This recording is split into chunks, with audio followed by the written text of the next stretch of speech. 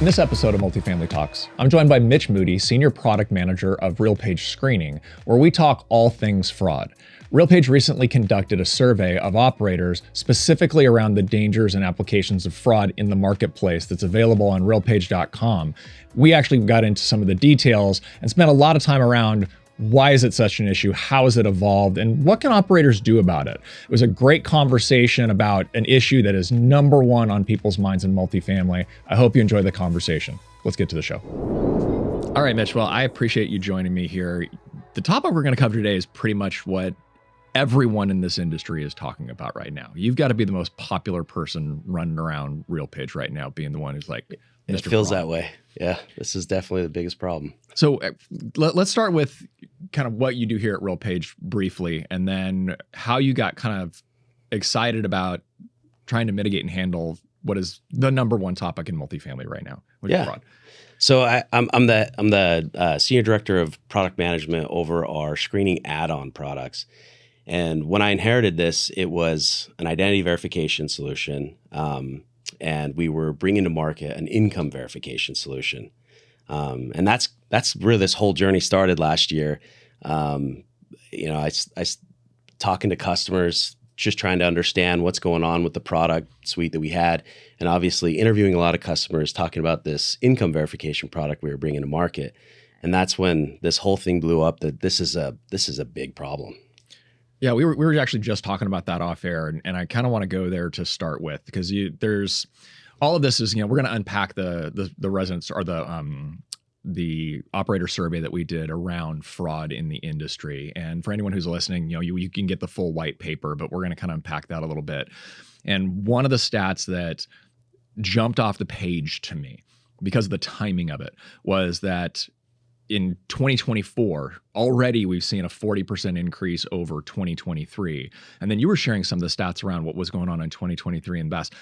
How fast is this growing? How big is this really? Let's put some definitions around it.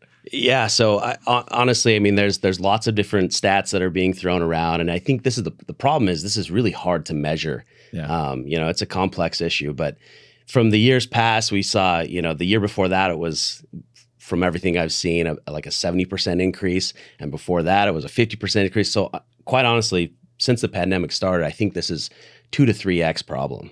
Yeah, it's crazy. And we'll get into some of the ways that we see the new fraud, but it's taken on a life that, again, I'll date myself. It's been a long time since I ran properties, but what fraud is today is nowhere near what we dealt with back in the day. It's just, I almost look at it like, sports science and sports cheating.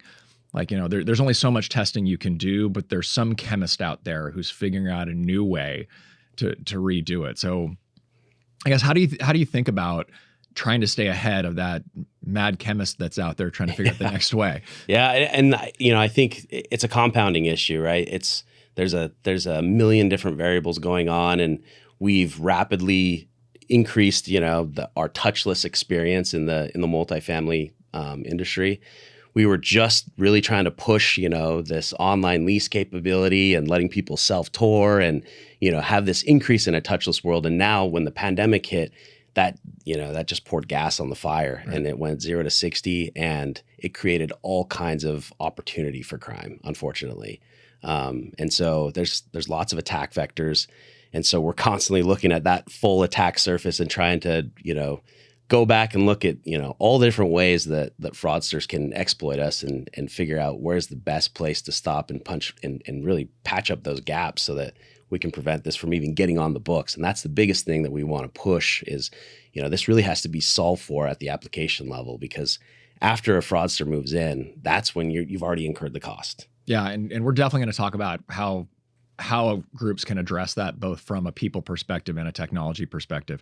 But before we jump into that, because I know you and I love these details and are passionate about this, but talk to us a little bit about the survey itself. Like how did it come about? What was the kind of methodology around it? And why did we think it was so important to bring this to the broader market so they can understand how big an issue this is too? Yeah, you bet. So going back even before we started curating this survey, meeting with, I don't know, 25 to 35 different property management companies in all different roles, really, not just the leasing decision makers, but also executives, and trying to understand really how fraud is impacting them.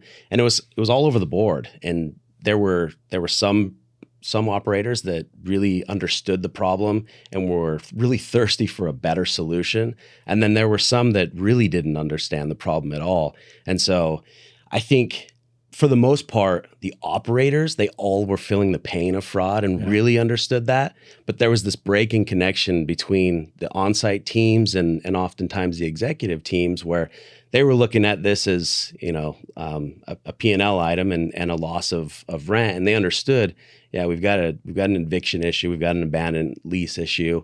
But they really weren't understanding the pain that it was causing on site, and with other renters and all the other, problems that were being magnified off of that, and property damages and, theft and all these other issues that were just aggravating it. Yeah, that's part of the journey that I want to kind of dig in with you on there, is because I would have fallen in the camp that you described with the executives. And when I thought about my experience with fraud, and really it always came down to the eviction, and you thought about, sure, the lost rent, and it's just so much more complicated than that now. And I will echo also that I think the pain points of this are reaching much higher levels. Right. Like when I was at NMHC annual meeting in January, which is almost exclusively ownership side of the equation, I didn't have a single conversation where fraud was not brought up.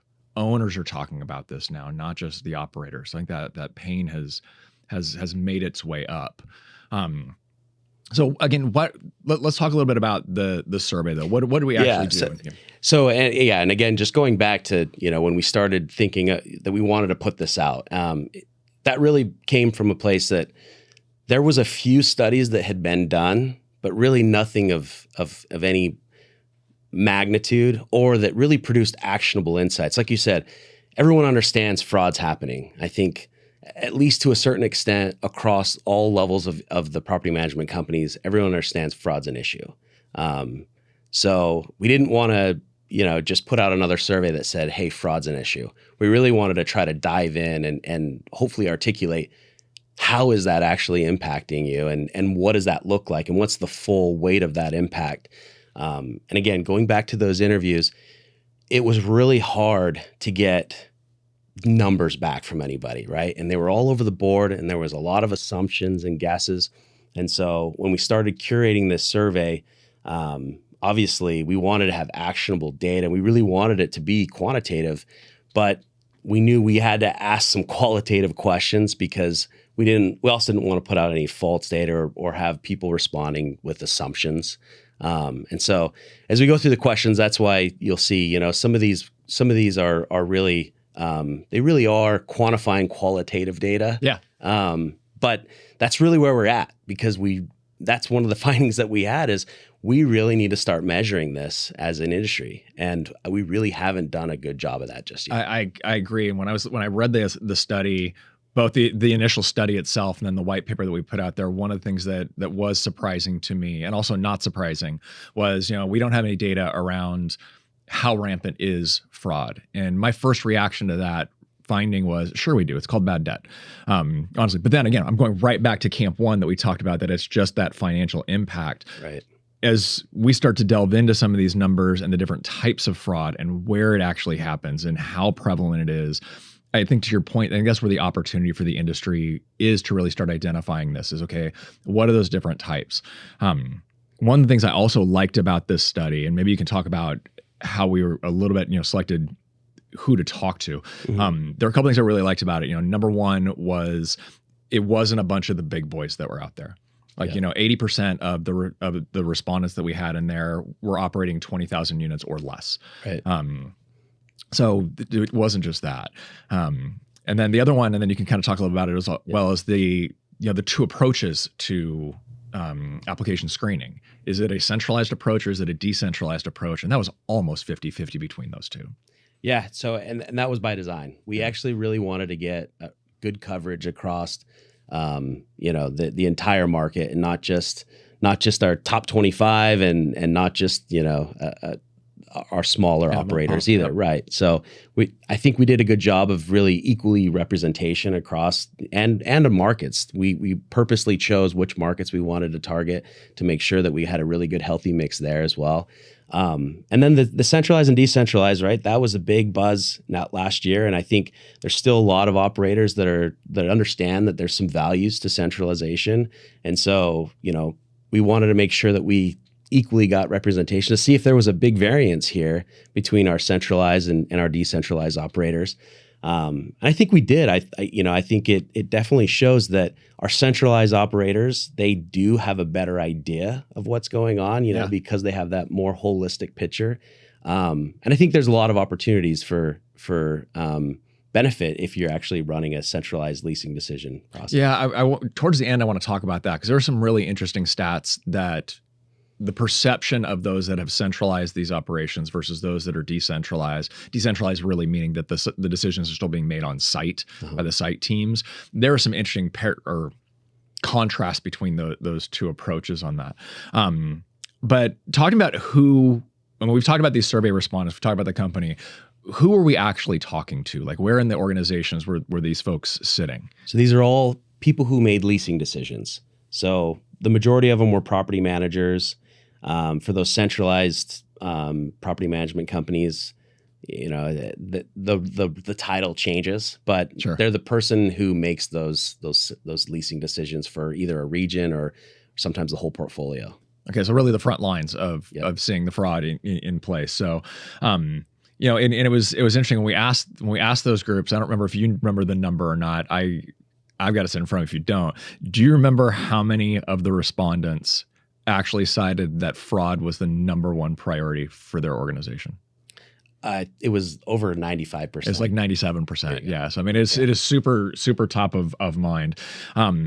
But let's kind of dig into, again, one of the misconceptions that my old operations brain had, and that was the fact that the fraud was all about basically the application. Mm-hmm. And in talking with you and talking with others who've been involved with this, reading the study, being a part of Innovation Day, hearing the whole thing, it is so much broader than that. Talk to me about like when we're thinking about fraud, where are we actually thinking about it in the resident journey? So honestly, you need to be thinking about fraud across the entire renter journey. Yeah. There's fraud that's going on, honestly, before a prospect even becomes a lead in your system. Right, we've got fraudsters that are running these remarketing campaigns where they're either posting your units online and assuming that they're the actual property management company, and sometimes collecting security deposits, and they have all kinds of different methodologies on how they can gain that trust from an unknowing prospect that's just trying to find a great home, yeah. Right. And then, obviously the application, that's where the bulk of it's being committed. And that's where you have the most power for change here. And then even after they move in, right now, you've got all kinds of financial scams that are being run and crimes of opportunity as well that are being exploited on the property. Yeah. That was the one. It was funny that there are a couple of elements that really kind of resonated with me when I started thinking about this in having these conversations. The pre-prospect level. I'm probably going to anger a few locators out there, but it reminded me a lot of what locators used to do. Locators used to take your availability and reframe it as, hey, we've got this great availability, and now you're paying a locator fee. Right. I hadn't thought about it from the perspective of taking your availability, renting it out, and then I'm guessing the prospect shows up at the property expecting to get keys, and you're like, who are you? Is that really what we're describing? Yeah. And, honestly, I dealt with this issue 10 years ago when I was bringing to market, when self-touring was just coming to the industry, right? And that became this huge exploit. Again, fraudsters, they're smart. They're always looking for ways to capitalize on other people's hard work. And so we saw that issue a lot in single family, right? Because there was self-tours that were being provided. You could go register, get a code, you could go tour the home on your own. And then we had these fraudsters that were targeting those single family homes, remarketing them. And then when someone would reach out because, they're pricing it under market, they would give them a code because they've registered on the system under a false identity. They would get that code, pass it along, pretending to be a property management company. They'd go in and tour it. And now that would establish that credibility. And so they said, yeah, I'm interested. Obviously the rate's unmatched in the market. And so when can I move in? They'd give me $1,000 security deposit and you can have the keys Saturday. And so we had these property management companies that would show up, to somebody trying to move into their home on Saturday. They're like, what are you doing? Like, oh, I gave you the security deposit. No, you didn't. So it's horrible, right? Yeah. I mean, honest families just trying to find a good home and they're being defrauded this way. So that was happening then. It was wild to me that, because we had solved for that, my last company 10 years ago. And here we are 10 years later, and now they're doing it in multifamily. And it's got a different twist and a different flavor to it, but very similar, right? And not only that, some of them are even moving in under a fraudulent identity, and then they're actually posting the property out on Airbnb and renting it out. This is the one that blew me away. I mean, that they've actually now created essentially a business model around this fraud. It's like these secondary black markets. Yeah. And that's honestly not the only one. I mean, there's the secondary markets here are also just getting people in. So people will hire fraudsters to give them, synthetic IDs, or even sometimes do the whole process for them just to get them into the home that they can't qualify for, right? Yeah, that's one of the findings from the study also that I kind of want to at least bring up and talk about to the audience is the idea that, these fraudsters very often are organized. Yep. They're leveraging social media to organize and literally target assets that they think are vulnerable.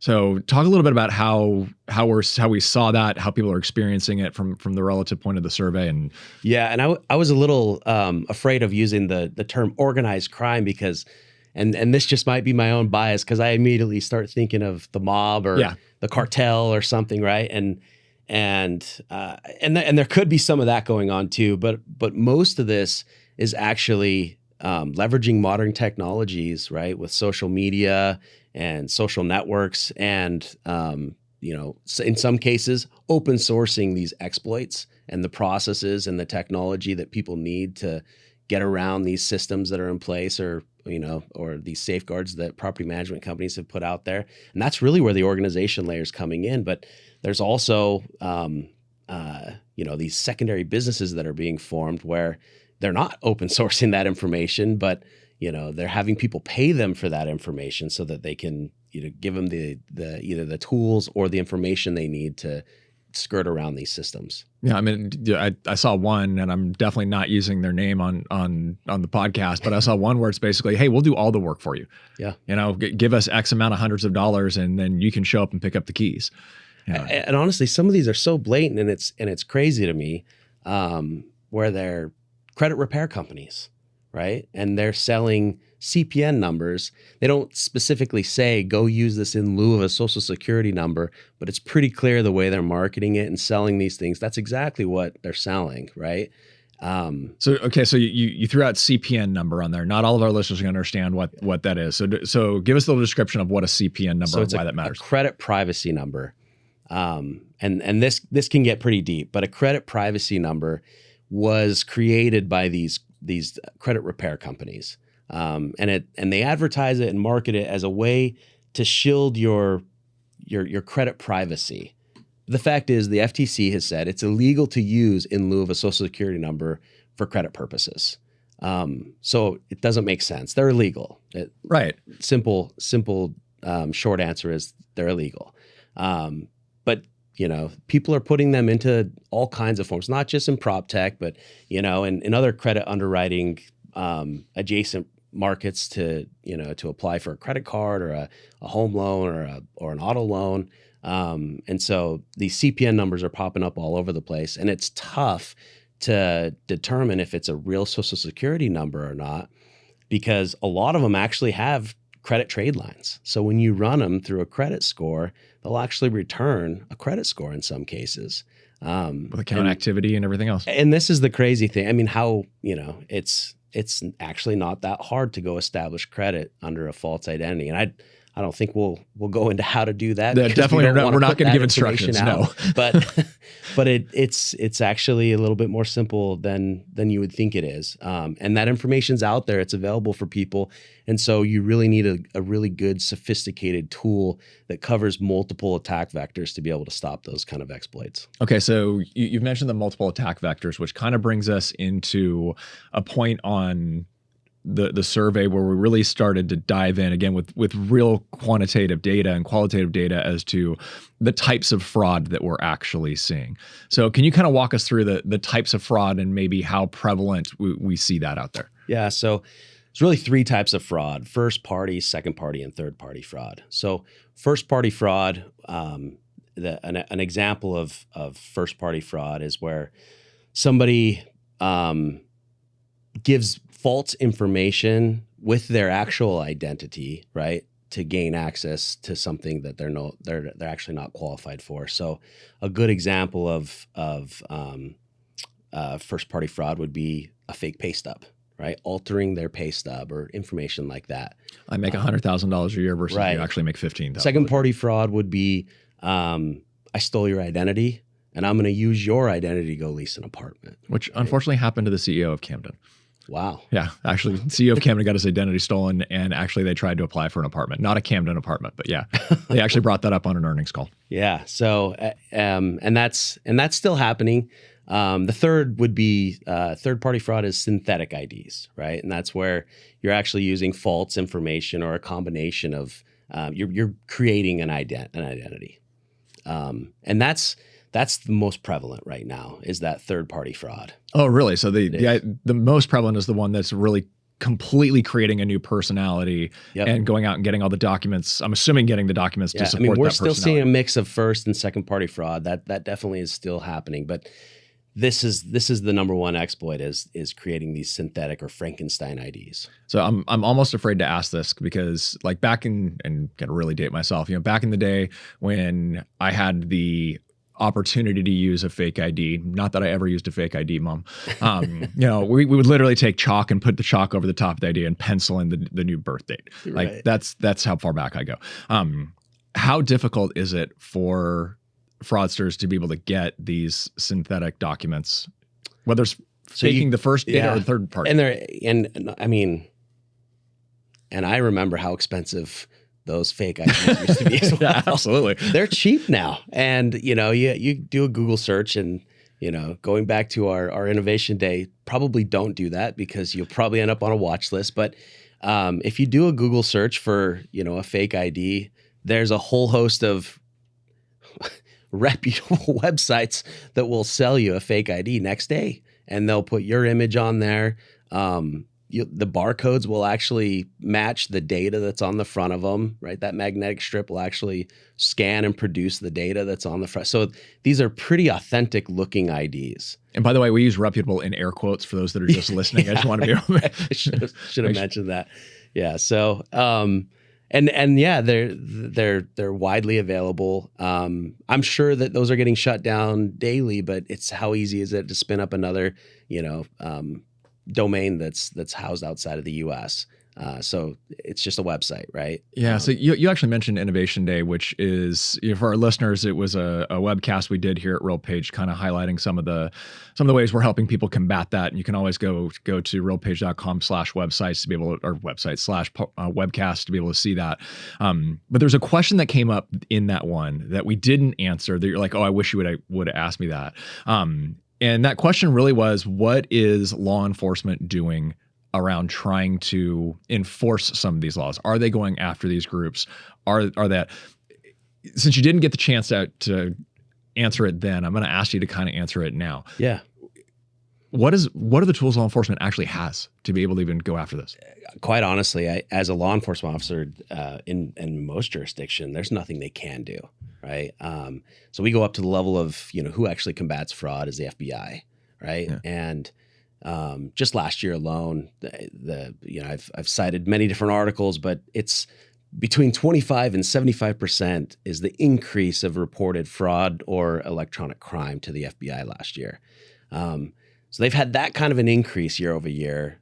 Their budget increased by about 0.5% last year. Oh, that's enough to handle it for sure. So I'm sure that they're going to reallocate funds to, something that's a nonviolent crime. No, obviously they're not. So I don't think that there's help on the way. And again, even if they did allocate that, it's not like there's, 10 rings that they can go shut down and 80% of all this fraud just ends. This is a fragmented market, right? This is grassroots. There's thousands of these fraudsters, and every day it's somebody, that for whatever reason or is economically impacted and they can't afford it, they're going out and they're trying to figure out how to skirt the system, right? Right now the economy's slowing, and whenever the economy's slowing, fraud grows. Yeah. So we're painting just a fabulously positive picture for the audience. We're talking that fraud is only increasing. No one's coming to help on any of this. Let's start adjusting the conversation a little so we can start talking about some of the good things that groups can do. Yeah, and again, when it's fragmented like this, you can't put personnel behind this, right? There's too much of it, and that's where technology comes in place. And you really do need a good technology. And fortunately, AI has now come around to be, getting to the point where it's getting very, very helpful to augment labor, right? Yeah. And so, building these networks that can track and capture and identify these things better than the naked eye can, or any amount of human training that you can pour into your employees. These sophisticated technologies are really the only thing that's really gonna make an impact in combating this. Well, I do want to talk a little bit about the human side of it, and I'm going to try and find my notes on it, because we talked early on in the podcast about how groups that have centralized their approval process have a slightly different perspective on it than groups that are still doing it in a decentralized way, and it's a slightly more positive. So you want to talk a little bit about how the kind of things we do see that, because that is a human thing you might be able to do. It is, yeah. And I think this is a a process thing that can be changed. Now again, I'm not proposing that every product or property management company needs to go centralize their operations, but I do think that there's a big benefit and a lift specifically for the leasing decisions to centralize that. And what I've seen with the customers that I have engaged with that have centralized this, right? Not only are they getting that more holistic view, but the motives are aligned with their roles. Right. Your decentralized teams, they're motivated to lease apartments, as they should be. If you have that same person, motivated to ensure that they're not fraudulent and all these other issues aren't going on, it's just really opposing, right? You're obviously not giving them commissions to ensure that they reduce fraud at the property. And maybe that's something that you could do. But if you split that role, right, and you have somebody at a centralized place that's actually tracking fraud, and their primary role is to determine the qualifications of every applicant that's coming through and making that decision and taking that out of your sales team, you just have a lot better outcomes. Yeah, and it came through in the data from the survey too, because there were a couple ones I mentioned that it was just kind of you could see the split, like 43% of respondents who were in centralized organizations, answered that, the on-site staffs are not financially motivated to prevent rental fraud. They're actually, as you mentioned, financially motivated probably to do not to encourage fraud, but to encourage movement. Well, and actually, comment on that. Look, there is an element where inside threats, that's another attack vector here. And you could have a bad leasing agent who knowingly will push through unqualified candidates. And I'm sure some of the listeners out there say, yeah, we've had that issue. Yeah, I can't imagine if they're going to come in and make I keep going back to we're going to run an Airbnb out of this thing and sublease it and everything else. I can't imagine they wouldn't be willing to throw a kickback to a leasing professional to try and get that application through. And honestly, some of the leasing agents, they just want that commission, right? Yeah. And they'll feign ignorance when it comes back that they weren't qualified. I mean, granted, it's been a long time, but I was a leasing manager. I ran a leasing team, and I can't tell you how many sob stories I listened to for the person that was questionable to be able to come in. Now, I'm not even talking about fraud. This is when I would literally have the printed out facts of their credit report, and I was making the decision, which as a 25-year-old, I should never have been making those decisions when you talk about training. But, and that, you that's another really great point here, right? I mean, there's an emotional factor there, and it's really tough to tell somebody you can't live here, right? And if you have to be the person saying that on site, and that's also, you've established your primary job there was to establish rapport and a relationship with this person and get them to want to lease there. And now you're having to turn around and tell them no. And look, fraudsters will exploit that, right? Fraudsters, they're there to make sure that they can exploit you. And that's another attack vector, right? Is the social hacking, right? And that social engineering where they come in with lots of confidence and, they've got these fake IDs that, from the training level that you have seem real enough. And quite honestly, I mean, I've even talked to a certain customer that has a head of security, and from his own words, 75% of his job is fraud, and this is a retired police officer, and he's saying I can't tell the difference between these documents with a naked eye, right? So it requires a sophisticated tool to actually analyze these things. Yeah, and it is. I mean, you're right. The emotional level of the folks who work on site. We hire people who work on site who want to provide homes to people, because at the end of the day, that is what we do. We provide homes to people, and that is a really, really rewarding aspect of our jobs. But the reality is, you will be taking advantage of it too. Absolutely. And again, there's a couple others. The fear, going back to the survey, the fear of losing good tenants due to complicated application process. Those in a centralized role only had 26% that said yes, they've got that fear. 35% on site have that fear. So I guess let me ask this question to you, because, and we brought this up before, but I fully understand the need for a comprehensive risk mitigation strategy. I also fully understand the need and the desire for a seamless leasing strategy. How when you're talking with clients, how are clients thinking about those two in conjunction with each other? And are you seeing the pendulum shift one way or the other to say? So, and this is a fine balance that you have to walk, and that's why this is such a complex product. Honestly, this is one of the motivators that I had to jump onto this, because it is not an easy problem to solve, and you do have to walk that balance. Now, I would say pre-pandemic, there was definitely leaning towards, we want less friction. We want a tool that's going to help, mitigate risk, but it can't get in the way of the leasing process, right? That's still the desire, but now there's a more appetite of, actually, we want some friction. There's just, fraud is too prevalent now to not have friction. And that's why, I mean, we really took our legacy identity tool from, for the most part, it's frictionless unless we get some risk signals back where, we need to increase that friction and actually have some steps for prospects, to a tool where everyone interfaces with it. So everyone knows this property is safeguarded by an identity verification solution. And it actually is. It is very stringent, right?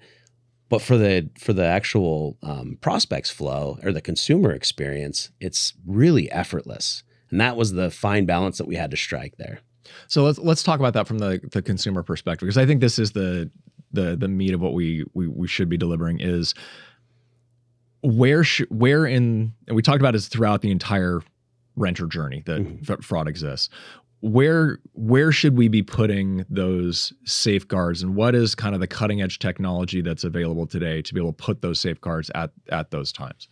Yeah. So, I think first and foremost, the first thing you want to do is make sure that a person is who they say they are, right? And I think that's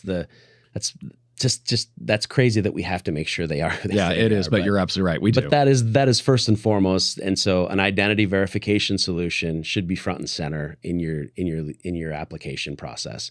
And we've even gone and extended that out to our our self-touring solution as well. So we can actually run the identity verification then. And if you've done it then, you get to skip that step. Well, that's what I was going to ask. Should it really be part of the application process, or should it be part of the leasing process? It's part of the leasing process. Yeah. So what are some of the things that people should be looking for? Because again, we're step one. It's, are you who you say you are on this? What are some of the ways that the kind of the cutting edge companies are accomplishing that? Because you mentioned before, I can give you an ID that I can go out, on social media and find that is going to say, the name that's on the front is the name that's on the back, which is also the name that I gave you, which is Herkimer Johnson. But clearly I'm not Herkimer Johnson. So how do we make that happen? Right. So, and there's a couple different things that we really want to make sure, right? And I'll go back to the attack vectors, right? Because there's multiple different types of fraud that can get through an identity verification solution if it's not making sure it does all of these different checks. And so the first one is we really want to collect the identifiable information about that person and pass that to authenticating sources, right? And make sure, is this even an identity? Does this identity exist, right? And there's a whole host of data authenticators that can do that, right? I mean, a DMV record check, right? Credit header data, across, and there's obviously there's probably a dozen more. Sure. But making sure that identity is in existence, and all of those pieces of that PII that you just passed are associated to each other, right? So not just does a social security number exist, and has that been verified by the Social Security Administration, right? But okay, does the name that you passed along with it, is that associated to that social security number? Is the birth date associated to the name and the social, right? So that is first and foremost, we want to make sure, yes, okay, this identity exists. Well, is it your identity though, right? And so the next step is, how do we confirm that you actually are the owner of that identity and you're not committing, second party fraud? Right. And so a really good check is, all right, well, let's actually have them upload a photo ID, right? Now, if I'm not interfacing with you though, I mean, I'm leasing all online, right? Yep. You could have taken my PII from my mail or something, right? And maybe you also got my driver's license because I got a new copy in the mail or something, right? So those first two checks now you could probably pass, right? Which is why there really needs to be an additional check after you've authenticated the ID. The PII exists and it's belonging to a real ID. They have a photo ID that also correlates to that PII that you authenticated. Now let's have them do some kind of real-time selfie to make sure that's actually, the same person that's associated to that identity, photo ID that you just authenticated, right?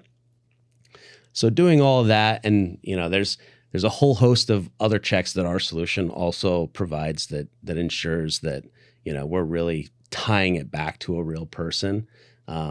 But that's really how you can cover all of those different types of fraud with an identity verification process. Okay, so as we continue down this path, we've talked now about the, that leasing into identity verification. What about from the perspective of what we described with the first party fraud? Yeah, we've created synthetic documents that show that I can clearly qualify for this apartment when the reality is I don't even come close to being able to qualify from an income perspective. Right. So, and that's where, income verification comes into play. And that's another thing that's just unfortunately really important to have today. And so there's a whole list of different types of income verification products out there on the market today, trying to accomplish this in lots of different fashions. Our approach was, we really want to be able to accommodate for all of the different methods, because you don't know what a consumer is capable of, right? And if somebody's unbanked, you definitely don't want to turn them away just because they can't connect a bank account, right? Or if they're not employed by somebody who can give them a pay stub, well, let's and they're doing gig economy work, right? Right. Well, let's connect to their bank account and let's look at those deposits and do more of a cash flow approval, right? So our income verification solution, that's what it does approach. And so we have 3 different verification methods that we support. A bank verification where you credential into your bank and we'll pull back your income from the bank. Payroll, where we'll actually connect to your payroll provider and pull back, again, data directly from the source. Or the last one, we actually allow you to upload income documents, which we scan, make sure that, again, they're not altered, doing that first party fraud. Make sure that they're actual authentic documents, looking at the metadata, looking at a whole host of different things, the font styles, making sure there's no image that have been dropped over the actual, document. And so we'll do that fraud analysis using AI as well. And then, extracting the data from that document. And again, going back to what you said before is, let's make sure that this is a seamless process and we're not adding all these steps. Well, we wanted to make sure that we could push this all through this, the whole leasing workflow without any labor involved by the on-site teams. Yeah, I think that's a key, is being able to remove that burden from the on-site teams to be able to get that through. So kind of continuing, I know this is going to get a little bit out of your purview, but we'll continue down, because the survey, again, really started to open my eyes as to how much further down the road fraud really can go through the resident journey. Obviously, these types of tools are going to be embedded into a screening platform of some type as well, where we're looking beyond just like, not was the document valid, but also, okay, what about their payment history? What about their rental payment history? What about, if you're allowed to, their criminal backgrounds? There's some kind of craziness around there. And then ultimately we say yes or no, we let them in. What about from the payment side? Because there were some ones that came out of the survey that kind of blew me away. I'm like, people are creative, right? Because I would not have thought of some of these things. What about ways that we can help protect from the payment side, if you've got any thoughts on that? Yeah, and from the interviews I've done with customers, the number one issue here is, again, that social hacking that's going on, right? And oftentimes they're coming in with a cashier's check, right? Call the bank. Make sure that that's a real cashier's check. You need to train your on-site teams if they're gonna take a cashier's check. Obviously, that's not going to get deposited until probably the next week, because they've ensured they're coming in on a Thursday or a Friday, right? Knowing that you're not going to deposit that bank before they move in on Saturday, right, over the weekend. Now they've got the keys. Now it's an eviction process, right? So you got to make sure that those cashier's checks are real and legitimate. And there's a whole host of other resources across your payment provider that you'd want to leverage there to ensure that it's a real bank account that's getting connected and pulling funds back, and ensuring that there are funds available if there's a deposit being pulled. Yeah, and I would say, if people are interested in finding out more about the different ways that payments are manipulated, or the way that our partners are experiencing different manipulations in payments based on the survey, definitely go to realpage.com. There you can download the entire white paper from there, and there's probably 8 different ways that payments were manipulated. Right. That were, again, I just sit there and go, okay, if people would spend as much time on legitimate concerns as they're thinking about through this, the world would be an amazing place. Yeah, no, it would. I going back, I do want to mention one other thing. Yeah.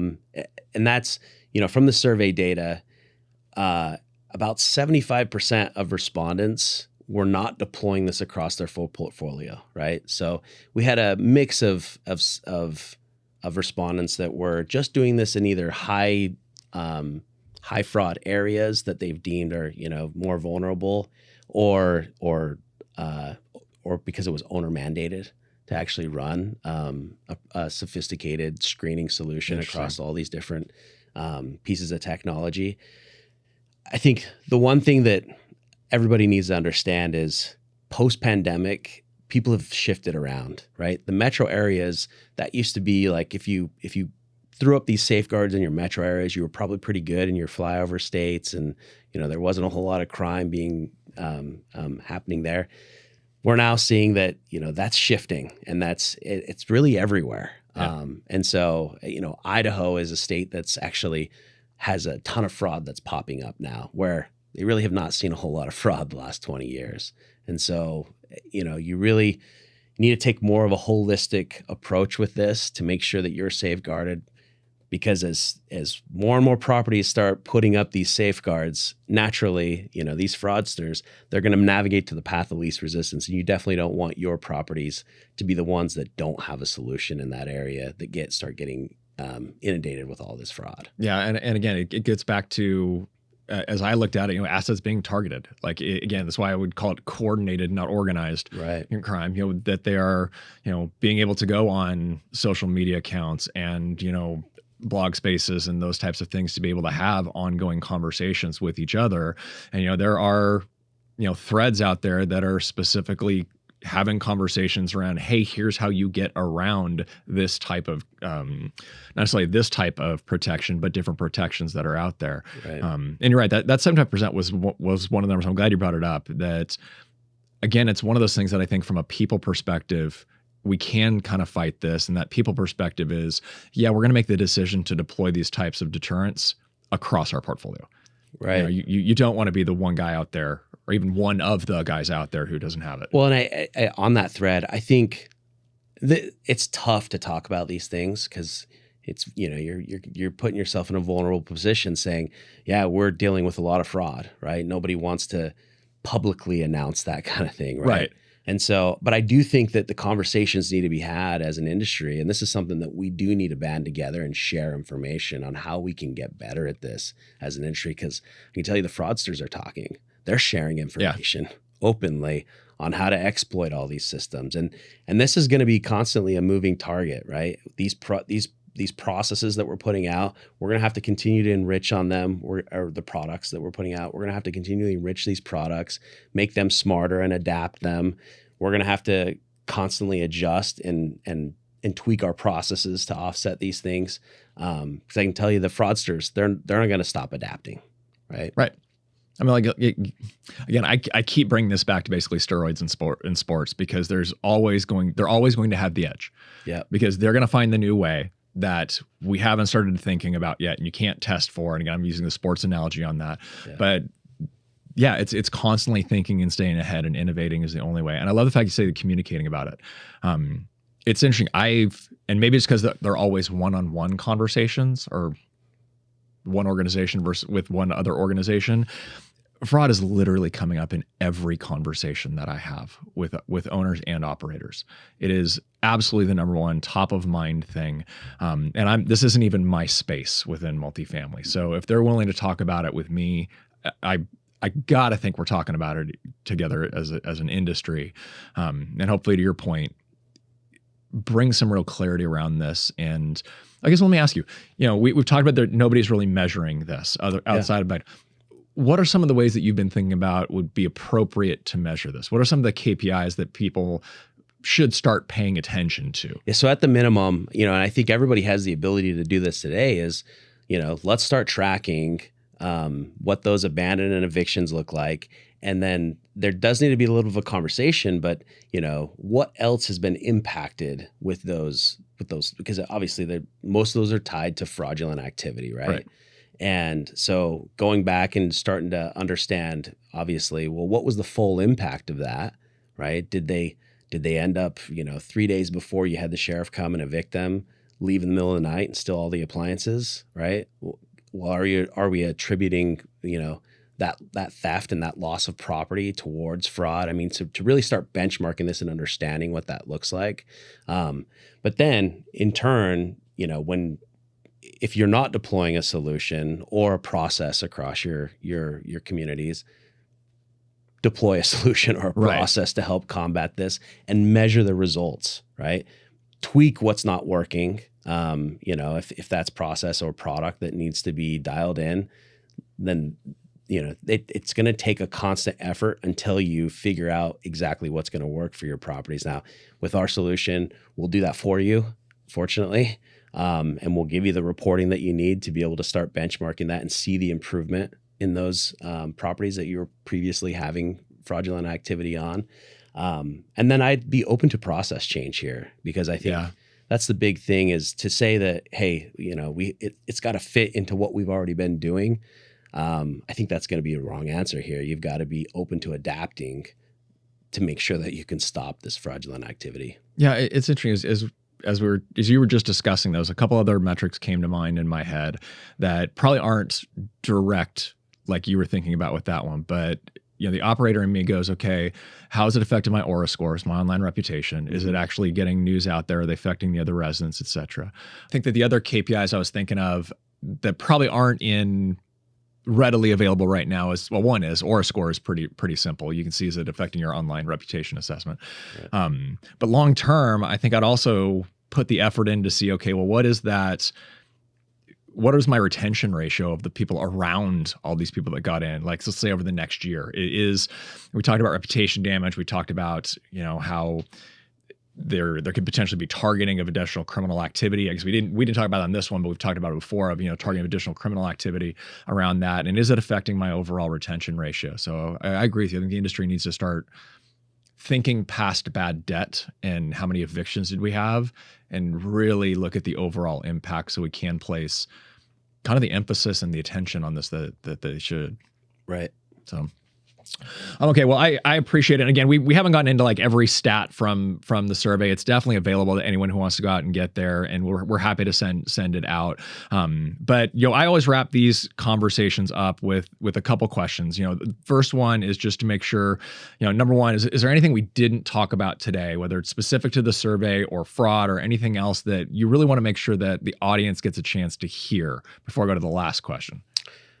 No, I think we covered a lot of it. Like I said, or like you said, we didn't go through a lot of the stats that are in there. So I would just challenge everyone, if this is interesting, read that white paper, because there's a ton of information in there. Yeah, there really, really is. In fact, there were so many stats in there that I was like, we cannot go through all this kind of stuff. This is gonna be like someone reading baseball statistics. I love it. But so the last question I end with every guest, and I got to tell you, you were the first guest that I've had on that I don't think I even finished the sentence before you were telling me your answer beforehand. So very enthusiastic on it. So if you had the opportunity to recommend to our audience one book and only one book for their leadership development and their career in multifamily, what is that book and why? Team of Teams by General McChrystal, Stanley McChrystal. So why? I actually served under General McChrystal. I was in the 75th Ranger Regiment in my past life. Well, thank you for service. Yeah, no, America's worth it. It's a great country. Agreed. So, and Team of Teams, that's like the one book, and I've read lots of business books and gained tons of value out of them.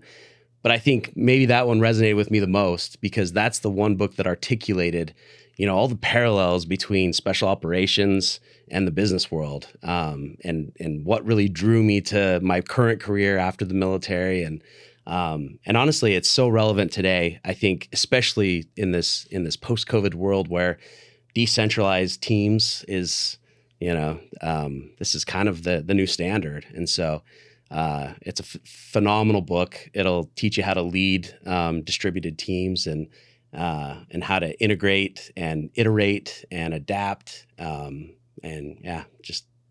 There's too many things to talk about. Too many adjectives. No. Yeah. It's great, and I appreciate that to bring it in, especially as we've been talking about in this particular case, two different operating models.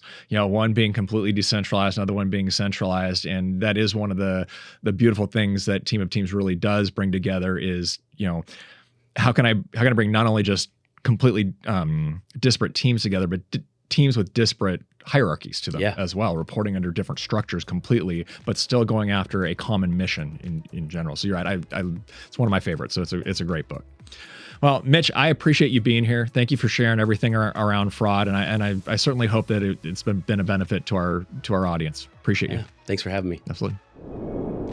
Thanks for joining us for another episode of Multifamily Talks, a RealPage podcast.